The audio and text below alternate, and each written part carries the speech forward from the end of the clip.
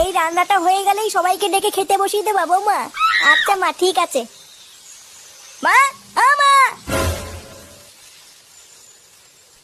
এই বাঞ্চতটা এখানে কেন এসছে? তুই কার কথা বলছিস? এই যে মাসিমা, আমার কথা বলছি গো।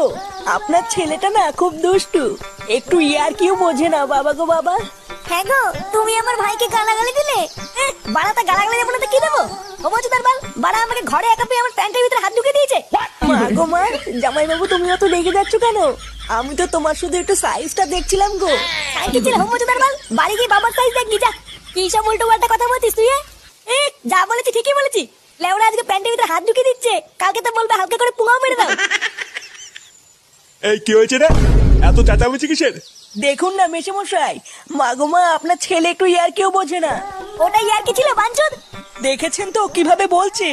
দেখো মা, আমি কিন্তু বলে দিচ্ছি, এই চুদির ভাই যদি বাড়িতে থাকে আমি কিন্তু বাড়ি থাকবো না, বলে দিলাম। চোরে বাচ্চা, তুই ঘর থেকে বেরিয়ে যা। আমরা কোনো কাজকর্মের বেলায় নেই, কোনো রোজগার পাতি নেই, আবার বড় বড় কথা। ও বাড়া, মায়ের থেকে মাসির দরদ বেশি, তাই তো? বাড়া এখন তো দেখছি আমার থেকে এই বাড়িতে হোমোচোদার দাম বেশি।